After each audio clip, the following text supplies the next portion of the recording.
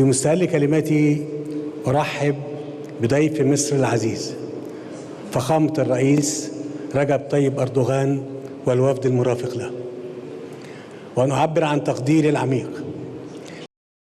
رئيس وزراء إسرائيل نفسه بنيامين نتنياهو قاعد جوه اجتماع سري في الكنيست بيقول قدام القيادات الأمنية قوة الجيش المصري بتزيد بسرعة ولازم نمنع ده بأي تمن. في نفس الوقت تركيا بتسلم مصر منظومات دفاع جوي حديثة وبتبني مصانع ذخيرة على أرض مصر، والاتفاق بينهم ما كانش مجرد صفقة سلاح، ده تحالف استراتيجي طويل المدى. المشهد ده مش مجرد تحليل سياسي، ده واقع بيحصل ومش بيهدد إسرائيل بس، ده بيغير توازنات الشرق الأوسط بالكامل. المثير هنا إن إسرائيل دايماً كانت بتعتمد على تفوقها العسكري المطلق في المنطقة، والنهاردة بتواجه تقارب قوي بين دولتين كانوا لسه من كام سنة على خلاف. السؤال هنا ليه إسرائيل مرعوبة من التحالف ده؟ وليه شايفاه تهديد مباشر؟ وهل فعلاً ده ممكن يغير معادلة القوى الإقليمية؟ في الفيديو ده هنعرف كل حاجة بالتفصيل، بالأرقام، بالتسريبات، وبردود الأفعال اللي حصلت جوه إسرائيل نفسها. ركز معايا في الفيديو ده وصدقني هتنبهر. بس الأول ما تنساش تعمل لايك، تشترك في القناة وتفعل الجرس علشان الحلقات الجاية هتكون أقوى. انت مين؟ تقول على مصر احنا انتصرنا على مصر، تنتصر مين؟ اقسم بالله لو تشيل بس الحدود يدش عليك الجيش المصري هي ساعتين. فراعنة هذول. قسما بالله إنه حيقرب لها لأشيله من فوق وش الأرض. أرضي وأنا حر، ولا تلومن إلا أنفسكم، عيب أنتوا بتتعاملوا مع ناس كبار.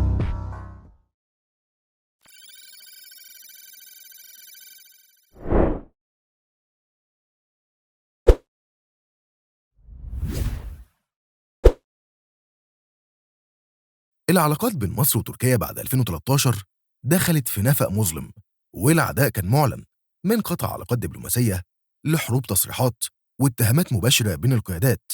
لكن السياسة لا تعرف العداوات الدائمة، ومع تغير المعادلات الجيوسياسية خصوصاً بعد الحرب الروسية الأوكرانية والتوترات في شرق المتوسط، بدأت الدول تعيد حساباتها.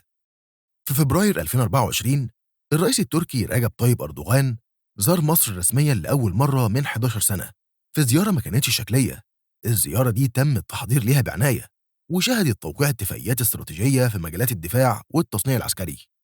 التحول مش بس كان سياسي، لا، ده كمان شمل تعاون تقني وصناعي غير مسبوق، وده في إطار رغبة البلدين إنهم يبنوا محور توازن ضد تصاعد النفوذ الإسرائيلي والإيراني. الاتفاق بين مصر وتركيا فتح الباب لتحالف إقليمي جديد مبني على المصالح المشتركة وتبادل القدرات، وده بيضمن شراكة في التصنيع ونقل تكنولوجيا وتدريبات مشتركة مستقبلاً. الخطوة دي كانت نتيجة شهور من التفاهمات السرية والوساطات اللي اتعملت من بعض الأطراف الإقليمية زي قطر وبعض القوى الأوروبية اللي شايفة إن استقرار المنطقة مرهون بتحالفات متوازنة. الهدف مش بس تحسين علاقات، لكن كمان تأمين حدود البحر المتوسط وتأمين سلاسل الإمداد وتحقيق نوع من التوازن في ضوء التوترات المستمرة في غزة ولبنان وسوريا. الاتفاق العسكري بين مصر وتركيا مش مجرد صفقة سلاح تقليدية، لكنه نقلة نوعية في علاقات دفاعية بتتأسس من الصفر. أول بند في الاتفاق هو توريد منظومة الدفاع الجوي قصيرة المدى تولجا اللي بتنتجها شركة الصناعات الميكانيكية والكيميائية التركية MKE. المنظومة دي بتعتبر من أحدث الأنظمة في مواجهة الطيارات بدون طيار، الدرونز، والأسلحة الذكية. المنظومة دي بتتكون من رادار بحث وتتبع ونظام تحكم وسيطرة ومستشعرات كهروبصرية وأنظمة تشويش متطورة بتمنع الطيارات المعادية من التواصل مع قواعدها أو التحكم فيها. الصفقة دي بتقدر بحوالي 150 مليون دولار وبتشمل رادارات، معدات تشويش، وأنظمة كشف بصري. لكن الأهم هو الاتفاق على بناء مصنع ذخائر مدفعية في مصر، وتحديداً لإنتاج ذخائر عيار 155 ملي اللي بتستخدم في المدفعية التقيلة. ده معناه إن مصر هتقدر تنتج الذخائر دي محلياً وتقلل اعتمادها على الاستيراد وتبني قاعدة تصنيع متطورة تخدم الجيش وفي نفس الوقت تفتح مجال للتصدير الإقليمي. بناء المصنع ده هيوفر فرص عمل وينقل التكنولوجيا التركية لمصر، وده تطور استراتيجي لأنه بيأمن سلاسل الإمداد للجيش المصري خصوصاً في أوقات الأزمات. كمان الاتفاق بيشمل تدريب كوادر مصرية على إدارة وتشغيل المصانع دي، وبالتالي بنتكلم على تعاون طويل الأمد مش صفقة مؤقتة. وطبقا لتقارير عسكرية، في اتجاه لتوسيع الشراكة دي لتشمل إنتاج مشترك لأنظمة دفاع تانية، وده بيفتح الباب لتحالف دفاعي حقيقي مش مجرد تبادل سلاح. بعد توقيع الاتفاق بين مصر وتركيا، وفي خلال ساعات، صحيفة هارتس العبرية نشرت تسريبات خطيرة من جلسة مغلقة داخل الكنيست. بنيامين نتنياهو رئيس الوزراء الإسرائيلي قال بشكل صريح إن الجيش المصري بيتطور بشكل سريع، ولازم تتم مراقبته ومنع أي زيادة في قوته. التسريب ده ما كانش مجرد كلام انفعالي، ده كان انعكاس لحالة هلع حقيقية جوه المؤسسة الأمنية في إسرائيل. إسرائيل لازم تستعد لمواجهة عسكرية متزامنة مع مصر وتركيا خلال سنة واحدة على الأكتر. ده معناه إن إسرائيل شايفة التحالف ده تهديد استراتيجي مباشر، مش مجرد تقارب سياسي.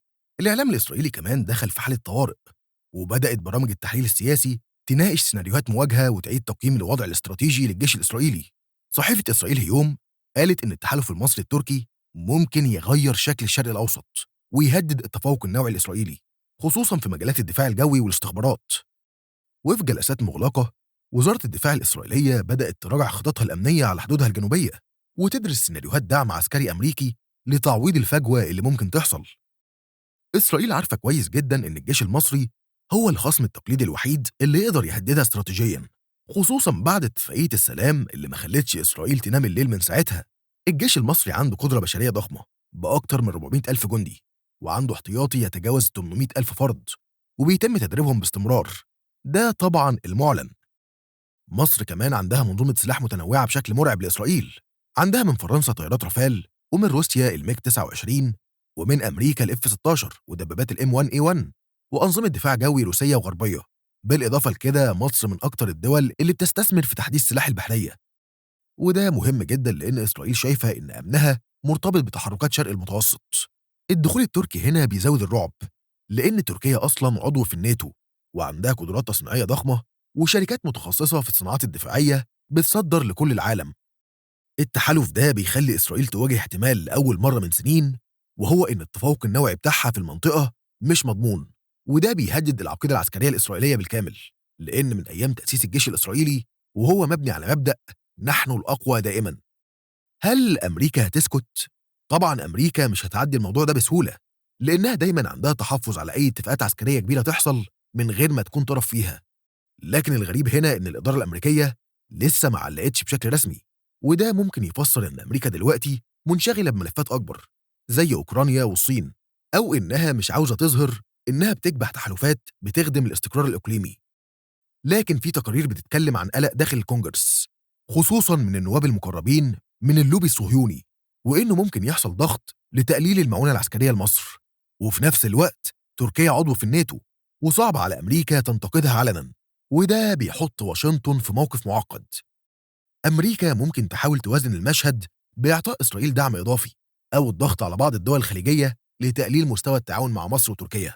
بس في النهاية أي رد فعل هيكون محسوب، لأن أمريكا مش هتغامر بخسارة شراكاتها مع مصر، خصوصا في ملفات زي مكافحة الإرهاب وأمن قناة السويس.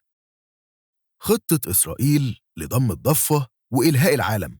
الخبير العسكري المصري اللواء نصر سالم قال تصريح خطير إن إسرائيل بتحاول تشغل العالم كله باتفاق مصر وتركيا، علشان في الحقيقة هي بتمهد لضم الضفة الغربية بالكامل. إسرائيل عارفة إنها مش هتقدر تضم الضفة الغربية في وضح النهار وسط تركيز الإعلام العالمي، فبتستخدم تكتيك اشغلهم بحاجة تانية، وده بيظهر من خلال التصعيد المستمر في غزة والضربات على لبنان وسوريا، وكلها بتحصل في وقت واحد مع إعلان الاتفاق المصري التركي.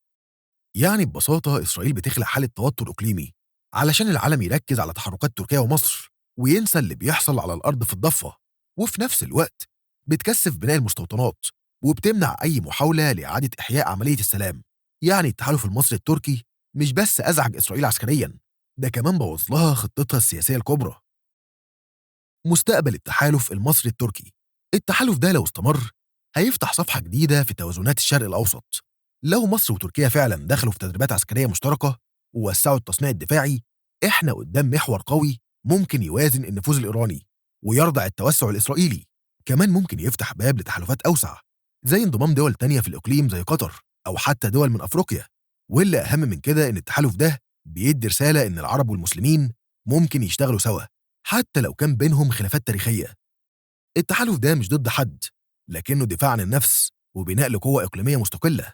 في النهاية اللي بيحصل مش مجرد تحالف عسكري، ده إعادة تشكيل للمنطقة. إسرائيل حاليا في حالة ذعر، مش بس من مصر، لكن من فكرة إن العالم العربي والإسلامي ممكن يتفق. إحنا لازم نفهم اللعبة ونقرأ الخريطة الجديدة ونبني وعينا. اللي حصل بين تركيا ومصر ممكن يبقى نقطة انطلاق لتحالفات تانية لو قدرنا نحافظ على المصالح المشتركة ونركز على العدو الحقيقي. وده دور كل واحد فينا، إننا نتابع ونحلل ونفكر وما نبقاش بس متفرجين. فاكرين سؤالنا في الأول ليه إسرائيل مرعوبة؟ دلوقتي بقى واضح جدا، لأنها شايفة قدامها قوة بتتشكل ومش قادرة توقفها. ويمكن للمرة الأولى من سنين في فرصة إن التوازن يرجع. بس كده. وزي ما بنقول دايما على قناة، علشان لو حد سألك، لو لسه بتتفرج لحد دلوقتي شكرا إنك كملت معانا لآخر الفيديو. لو عجبك التقرير ما تنساش اللايك والاشتراك علشان يوصلك كل جديد. نشوفك في الفيديو الجاي. سلام. انت مين؟ تقول على مصر احنا انتصرنا على مصر، تنتصر مين؟ اقسم بالله لو تشيل بس الحدود يدش عليك الجيش المصري هي ساعتين. فراعنة هذول. قسما بالله انه حيقرب لها لاشيله من فوق وش الارض. ارضي وانا حر، ولا تلومن الا انفسكم. عيب انتوا بتتعاملوا مع ناس كبار.